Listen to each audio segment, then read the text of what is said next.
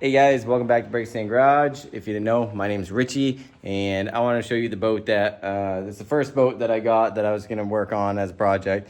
If you remember the bow rider, the one I did a bunch of seals and shift cable and stuff on, I actually, while I was out to camp using that for the 4th, still needed some tweaking and a few things done to it, but somebody came over, gave me an offer on it, and I ended up selling it for 500 bucks.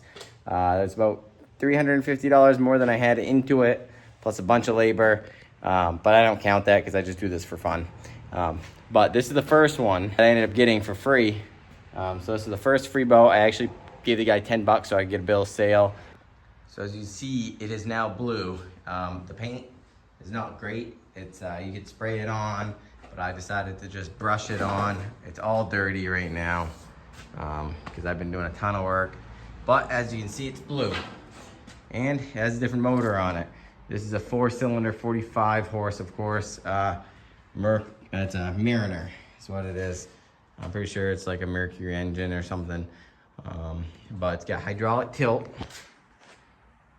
The cables and everything were just too short, so I had to order some new cables. So today, I'm gonna show you basically what it's gonna take me to go through and install the shifter with the new cables and the steering. It's all brand new steering. As you can see, I got like a bunch of junk in there left over. I didn't replace the wood in here because I can do that after the fact, after the floors and after I enjoy it for the summer. I'll show you a quick photo right now of what it looked like before. And honestly, I just think this looks way better. It's a navy blue. You can get this paint for like 27 bucks a quart. This only took like 1 and not even a half, like 1 1/4 quarts. So I've filled all these holes. Yeah, I'll have to paint the back of this white. I'll probably sand everything while I'm at it and just paint it all white on the bottom. But I figured I'd show you what I purchased on Amazon Prime most recently. This one's gonna be a pair of cables for the throttle. I measured the way I was supposed to, but there we go, 15 feet. What I measured was 11 feet that I needed. Extra 4 feet gives you the coil, so when your engine is pivoting, it's not, putting tension on the whole cable right up to the shifter. But basically, I did have some cables that were originally from this boat, but that had a Johnson engine in it, like an old 50s Johnson. And they're different than the Mariner or Mercury cables.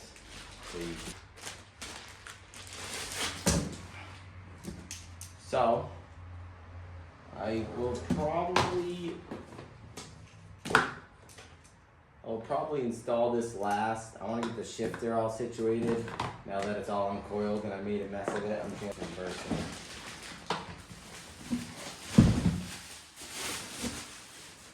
Yep.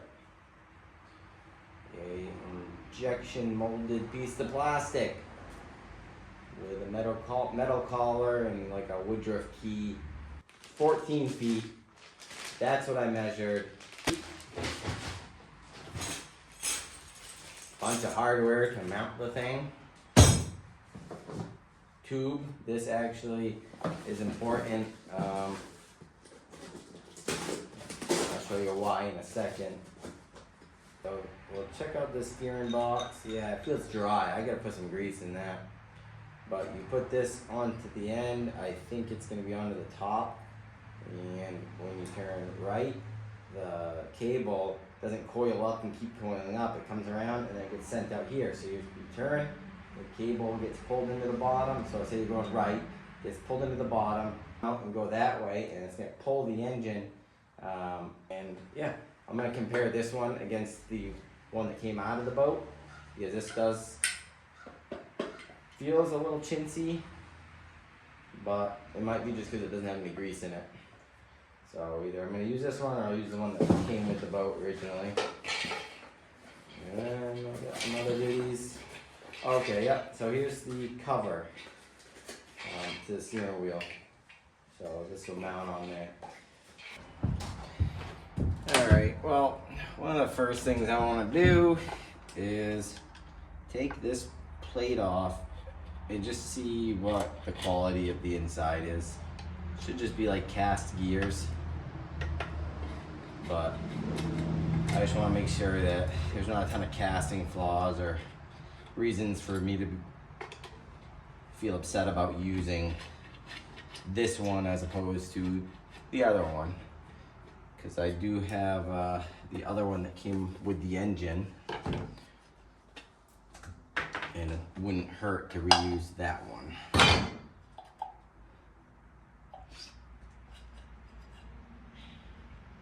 Okay, so there is a little bit of grease in there. That's really not much. So if I compare these two gears, they're pretty similar. I kind of really like the design of this old one. Like, more thought seems to be put into this one when it was designed. The gears in it just look like a higher quality casting. I mean, if you look at that, and then you got this, as you can see, the driving gear is on the inside, where the driving is on the outside of this one. I really don't know what I want to do. I mostly am making my determination because the diameter of these, where that cable sits, is different. So I don't think I can actually use this gear in here. But instead of just sitting and speculating, I will check it out. How it sits in.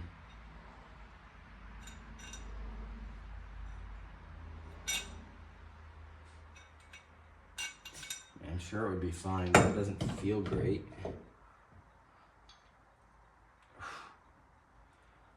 Dang.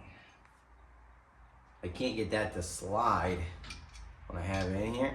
I can't pull it and get it to slide. This one, on the other hand, the new one, it doesn't sit as well. It doesn't hug the cable as nicely, and there's some slop side to side, and I can easily get that to slide. I think I'm going to have to clean this one up and just reuse this one. So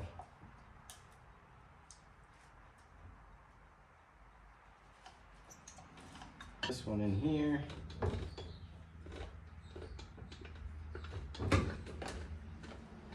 This just has a much better feel. It spins a lot easier, turns a lot easier. So what I'm gonna do is I'm gonna make sure that that cable can be used with this, because I think that there's some other piece that goes on to here, so I can go from the design that just has the pin in the housing here, which was another way for them to cheap out on this. And it has the extra piece on this one that does like a little, it's like a little adapter, I guess. So I'm just gonna clean up this area, get what I think I'm gonna need, clean up all the grease out of these, put some new grease in them, and then I'll get back to you in a few minutes with the install.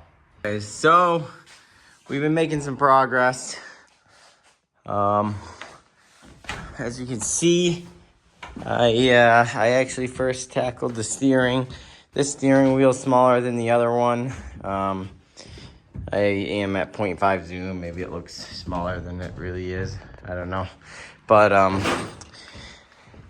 I used the old steering box because it just was way better build. Everything spins smoothly. I lubed the lines and everything. It's very effortless. So that's a huge change from before. I'm gonna tuck these lines up at some point before I take her out. I got the shift cables in too. This was all just cheap stuff off Amazon, and it worked despite the bad reviews. A lot of people were saying they didn't fit right out of the box, and that might have been fine. So it does run. I still got to do the water impeller because I don't know when the last time it ran was, but I did want to show you guys that it does fire right up. Oops, I'm putting the wrong ones on. I have to put the old Encrusties on.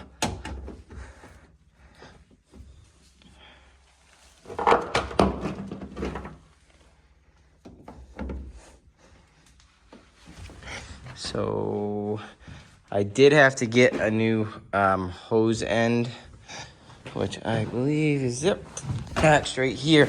I haven't even hooked it up yet, but basically the old one was missing the guts on the inside, so it wasn't working at all. I haven't even actually hooked this one up.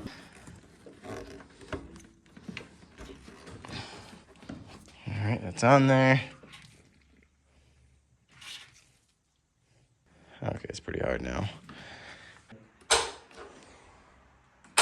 That's the electric choke, which is cool. So I'm gonna put this in. Okay, the reason why I got new cables, let me go back to this, was the engine with the steering and everything was out of like a 14-foot boat.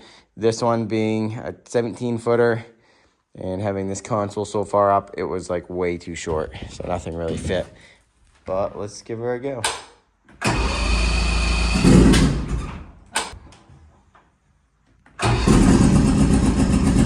Yeah, it's probably just the idle, but let's see.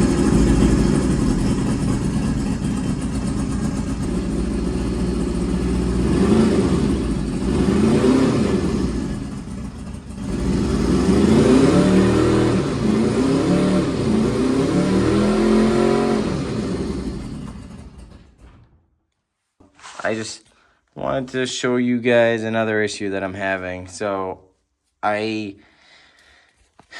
this control comes with 4 wires. One of them has 12 volts all the time. One of them has 12 volts when this is all the way down. So like when you go to a certain spot, it will stop. So then you have to hit the trailer button, which always has 12 volts, and that'll pick it the rest of the way up.